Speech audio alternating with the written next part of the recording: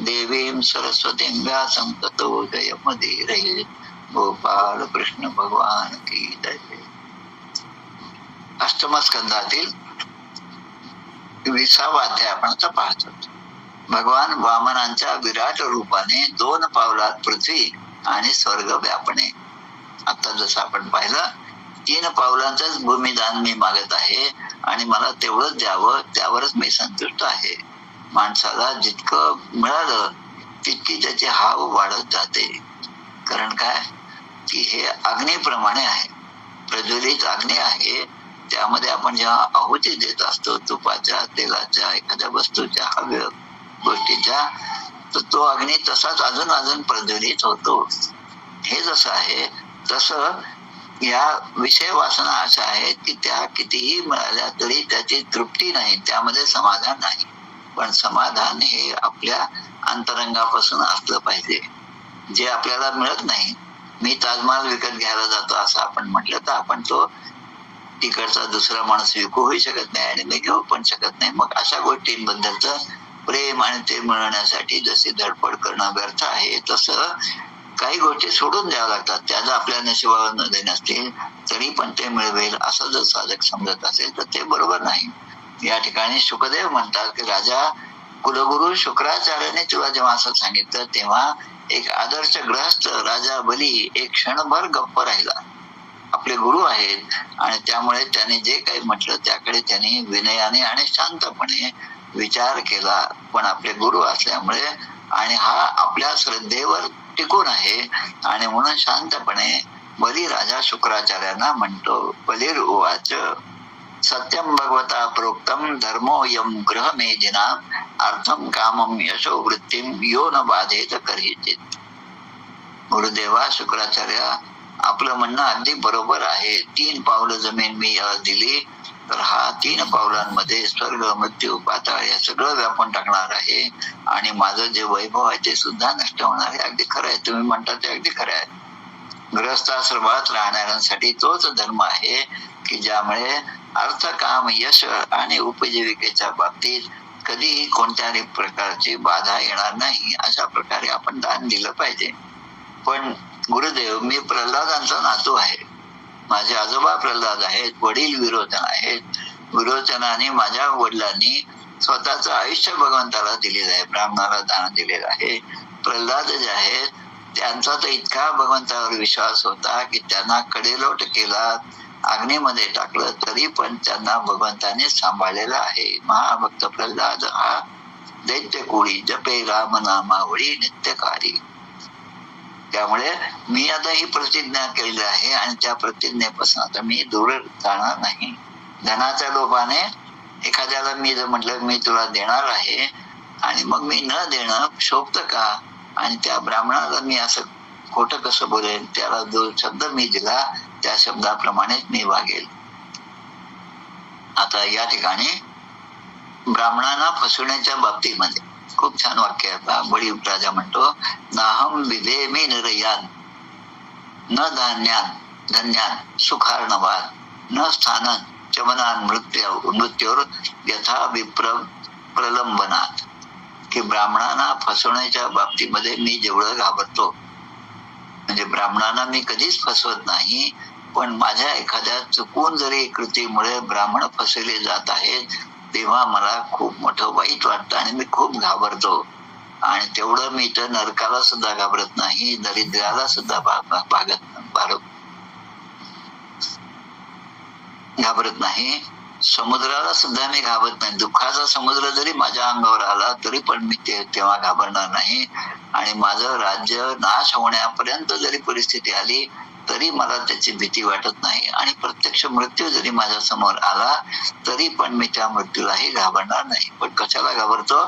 तर ब्राह्मणांना फसवण्याच्या बाबतीत मात्र मी खूप घाबरतो असं ते सांगतात. यद यद धास्यति लोकेस्मिन् संपरेतम धनाधिकम तस्य त्यागे निमित्तम किम विप्रतुष्येन तेन चेत. की धन वस्तू ज्या ज्या आहेत या सगळ्या सोडून शेवटी माणसाला या जगातून जावं लागतं, हे सत्य आहे. त्यामुळे दान इत्यादी देऊन जर ब्राह्मणाला संतुष्ट करता आले तर त्याशिवाय चांगलं पुण्य नाही. नुसतंच कंजूसपणाने पैसा पैसा गोळा केला आणि आपण एके दिवशी मरून गेलो तर तो पैसा इथेच राहणार नाही आणि कुठलीच गोष्ट माणूस कधीच कुठेही घेऊन जात नाही मृत्यू समय. हे सगळं माहीत असताना मग त्यापेक्षा त्याचा विनियोग चांगल्या सत्कर्मासाठी, एखाद्या दानासाठी, एखाद्या धार्मिक कृत्यासाठी करणं हेच आपल्याला पुण्यकारक आहे. दधीची, शिबी या सगळ्यांची उदाहरणं या ठिकाणी दिलेली आहेत. अत्यंत कठीण अशा परिस्थितीत सुद्धा त्याने दान दिलेलं आहे स्वतःच आणि इतरांचं भलं केलं आहे. आणि मग जमिनीसारखी वस्तू हा मागत आहे आणि मग त्या क्षुल्लक अशा जमिनीसाठी मग मी का कंजूसपणा करावा असं या ठिकाणी बली शुक्राचार्यांना सांगत आहे. आता गुरुदेव सुलभा युधी विप्रर्षे निवृत्तान तनुत्यजा न तथा तीर्थ आयाते श्रद्धया ये धनत्यजा. युद्धात पाठ न दाखविता आपले प्राण देणारे लोक पुष्कळ आहेत. आपण पाहतो युद्धाचे जे कथा आहेत, आपला इतिहास जो आहे किंवा एखाद्या सिरियल मध्ये, पौराणिक कथामध्ये जेव्हा आपण पाहतो की युद्धामध्ये शत्रूला पाठ न दाखवता प्रत्यक्ष मृत्यूला सामोरे जाणारे अनेक जण आहेत. पण जे सत्पात्र व्यक्तींना श्रद्धेने दान करतात अशी माणसं मात्र खूप दुर्लभ आहेत. आणि म्हणून ते म्हणतात की हा विष्णूच रूपाने जो असेल, हा माझ्या समोर आलेला याचना करणारा हा वामन जो आहे, तो जर विष्णू रूपाने असेल तर तो भगवंतालाच मी देणार आहे आणि तो दुसरा नसेल तरी पण त्याच्या इच्छेनुसार मी त्याला दान मात्र जरूर करेन. मग हा विष्णू असो किंवा नसो, पण तो याचक आहे आणि ब्राह्मणाचं रूप घेऊन तो माझ्या समोर आला आहे, याचच मला समाधान आहे. आणि म्हणून स एव विष्णू वरदोस्तु वा परो, विष्णू असो किंवा नसो, दास्याम यमुष्मयी क्षितिम इप्सिताम मुने, म्हणून मी त्याला जरूर दान देईन. म्हणजे ते म्हणतात की माझा अपराध नसताना जरी मला अधर्माने जरी मला बंधनात टाकले, बलिराजा म्हणतो की माझा अपराध काहीच नाही, पण जरी याने मला बंधनात टाकले तरी सुद्धा मी त्याला विरोध करणार नाही. आणि जर हे पवित्र कीर्ती भगवान विष्णूच असतील तर मला निश्चितच यश मिळणार आहे. माझं नाव अजरामर होणार आहे. बळी आत्मनिवेदने पूर्ण झाला, विदेही तसा दास तैसा मिळाला. आत्मनिवेदन भक्तीसाठी समर्थांचं जे कर्नाटकामध्ये आपण म्हणतो त्यामध्ये की 9च्या 9 भक्ती सांगितलेल्या आहे. आत्मनिवेदन भक्तीच्या त्या भागामध्ये बळीराजाचं त्या ठिकाणी उदाहरण दिले. बळी आत्मनिवेदने पूर्ण झाला. बळीला आपल्या सगळ्या कृतकृत्य होण्यासाठी आत्मनिवेदन भक्ती ही श्रेष्ठ पायरी या बळीराजाने ओळखली आणि त्याप्रमाणे आत्मनिवेदन केलेलं आहे. आता शुकदेव सांगतात की शुक्राचार्यांनी दैवाच्या प्रेरणेमुळे सत्यप्रतिज्ञ आणि उदार अशा दोन्ही गोष्टी असणाऱ्या आपल्या शिष्याला जेवढं सांगायचं तेवढं सांगून पाहिलं. आपण त्याचे गुरु आहोत, आपला शिष्य आहे, त्याचं भलं आपल्याला समजतं या विचाराने सगळं त्याने सांगितलं. पण आता आपले शिष्यच ऐकत नाही असं पाहून ते गुरु जे आहेत त्याच्यावर संतापतात. एवं शब्द हा स्वगुरुना सत्यान चलितो महान वामनाय ददावे नाम अर्चितो अपूर्वकम. मूर्खा, तू मोठा पंडित समजतो स्वतःला, पण तू गर्विष्ठ आहेस. तू माझं उपेक्षा केलेली आहे, मी सांगितलं ते ऐकत नाहीस आणि त्यामुळं तुझं हे ऐश्वर्य जे आहे ते लवकरच नाहीसं होणार आहे, असा त्या शुक्राचार्यांनी या बलिराजाला शाप दिलेला आहे. आणि एवढा शाप ऐकून सुद्धा बळीराजा मात्र ठाम होता की मला हे 3 पावलं जमीन द्यायलाच पाहिजे. त्याच वेळेस त्या बळीराजाची पत्नी जी आहे विंध्यावली, ती त्या ठिकाणी अगदी मोत्यांचे हार वगैरे दागिने अलंकार घालून त्या ठिकाणी आली आणि तिने आता पती आपल्या जे काही कर्म करत आहे त्यामध्ये पतीला सहाय्यक असणारी ती पत्नी होती आणि म्हणून तिने चांगलं चरण प्रक्षालन करण्यासाठी शुद्ध पाण्याने भरलेला घागर झारी ती त्या ठिकाणी आली. सोन्याची ती झारी होती, कलश ती घेऊन आली आणि आता ते जल तिने त्या दोघांनी मिळून त्या ठिकाणी बसून भगवान वामनाच्या चरणावर टाकलेला आहे. तसा तदा सुरेंद्रम दिवी देवतागणा गंधर्व विद्याधर सिद्ध चारणा तत्कर्म सर्वेपि गृणंत आर्जवम प्रसून बवैर्षैर पुरुषमूर विधान्विता. आता हे सगळं खाली घडत असताना स्वर्गामध्ये देव गंधर्व विद्याधर सिद्ध चारण हे सगळं हे पाहत आहेत आणि त्या बलिराजाचं कौतुक आणि वामनाचं ते छोटस रूप पाहून सगळ्यांना खूप आनंद झाला. त्यांनी स्वर्गातून पुष्पांचा वर्षाव केला. हजारो दुंदुबी त्यावेळेस वाजू लागल्या, त्यांचा आवाज होऊ लागला. गंधर्व किंपुरुष किन्नर हे आता त्या ठिकाणी गाऊ लागले, नाचू लागले. आता त्यावेळी एक अद्भुत अशी घटना घडली. हे घडत असताना तद वामनम रूप वर्धतात अद्भुतम, त्या वामनाने आपलं जे बाल रूप होतं ते वर्धताम ते त्या ठिकाणी मोठं मोठं केलं. आणि गरिमा लघुमा हे जे सगळ्या सिद्धी असतात त्या भगवंताच्याच हातामध्ये आहे. त्यामुळे ते आपलं शरीर आहे त्यापेक्षा लहान करू शकतात, मोठं करू शकतात, वजनदार करू शकतात, अदृश्य करू शकतात. या सगळ्यांमध्ये या वामनाने आपलं शरीर मोठं मोठं केलं आणि ते वामन रूप मोठं मोठं होत असताना या सगळ्यांनी पाहिलं. आता ते रूपच इतकं मोठं झालं की पृथ्वी आकाश दिशा स्वर्ग पाताळ समुद्र पशु पक्षी जेवढे काही आहेत ते सगळे त्यामध्ये सामावून गेले. म्हणजे त्याचा विस्तारच असा झाला की ते सगळे त्यामध्ये सामावून गेले.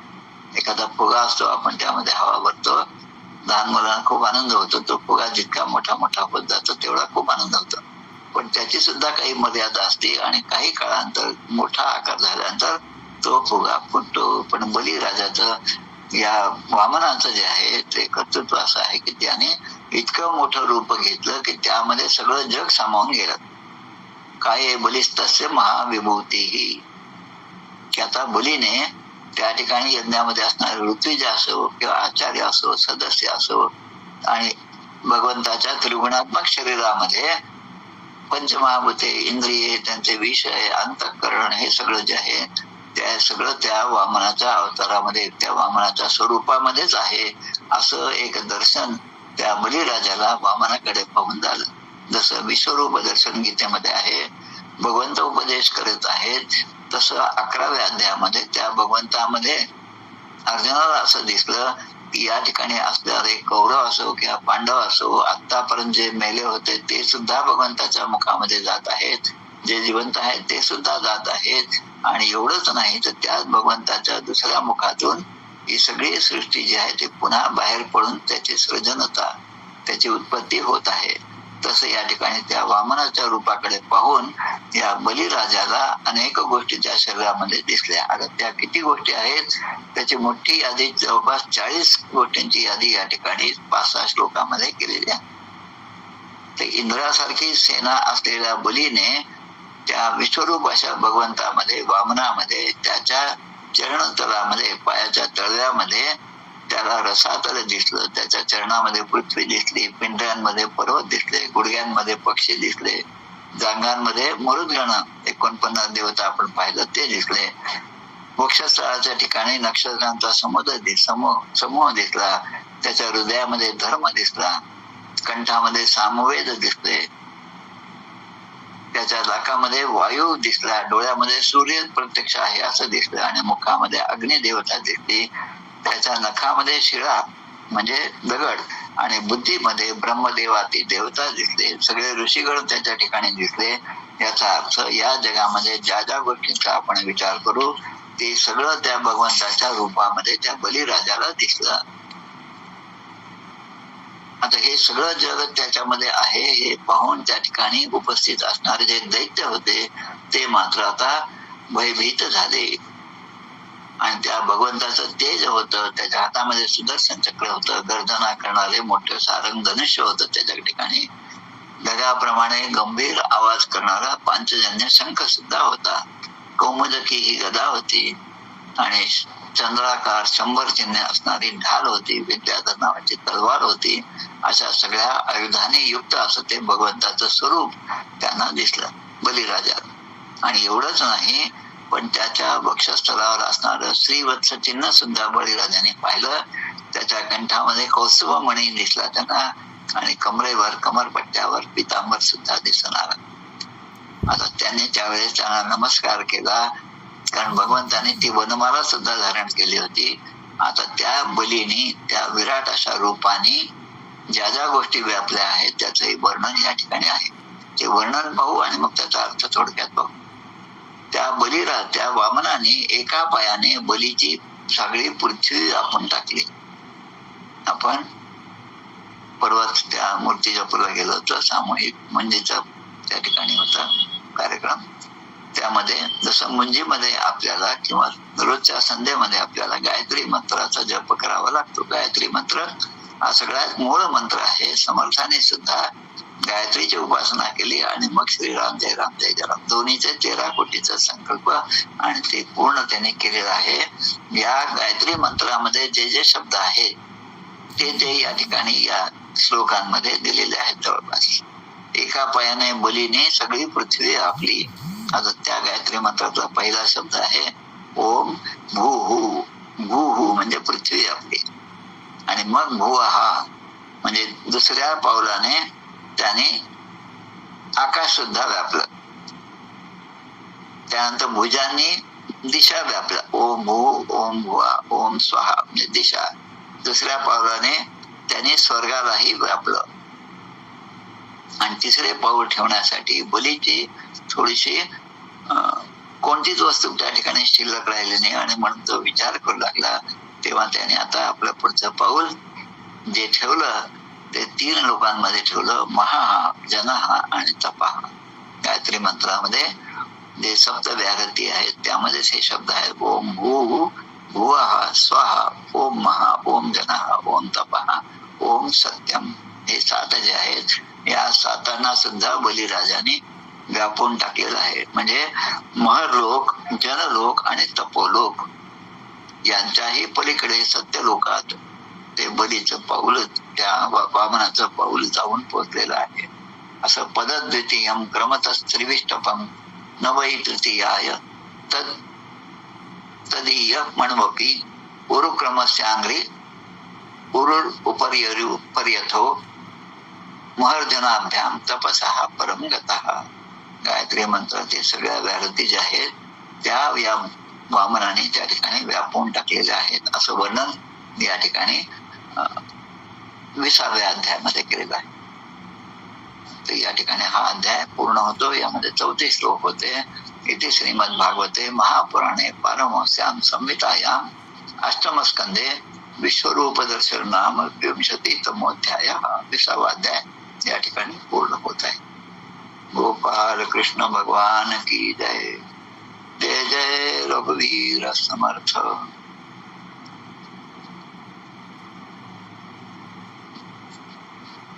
उद्या पुन्हा आपण असंच 21 आणि 22 असे 2 अध्याय घ्यायचे आहेत. 6 अध्याय म्हणून 2 आपण घेत आहोत. एका अध्यायामध्ये बलीला कसं बंधनात टाकलं आणि बलीने जेव्हा भगवंताची स्तुती केली तेव्हा त्याच्यावर प्रसन्न झाले भगवंत. असे 2 अध्याय उद्या आपण घ्या. गोपाल कृष्ण भगवान की जय. आरती म्हणूया. जय हो जय श्री भागवता. आरती करी तुझ भगवंता. श्री शुक मुनीने परम भक्तीने नाना परीने गायले जा हरिचरिता. आरती करी तुझ भगवंता. वेद तरुचे मधुर फळ स्वादुरसे जे सोजळ. आत्मा राम मुनी अचळ सेवुनी करीती जन सफळ. महापर्वणी आली अवनी ती अगहरणी भवजल तरणी ती पतिता. आरती करी तुझ भगवंता. येथे व्यासाची वाणी सार्थक हरी गुण गाओनी. शास्त्र पुराणी मुकुटमणी परम प्रेमामृत जननी. सहज सेविता भाविक भक्ता उदार दाता मोक्ष तत्वता देहाता. आरती करी तुझ भगवंता, गमते जणू मानस तीर्थ, द्वादश सोपाने युक्त, निर्मल भक्ती जले भरित, विहरे हरिहंस चितेथ, शोक सुकुमले संत अलिकुले, सेवुनी रमले भान विसरले रस पिता, आरती करी तुझ भगवंता, अपार महिमा ग्रंथाचा, वदवे ना कोणासाचा, मेवा कविवर संताचा, प्राणची कीर्तनकाराचा,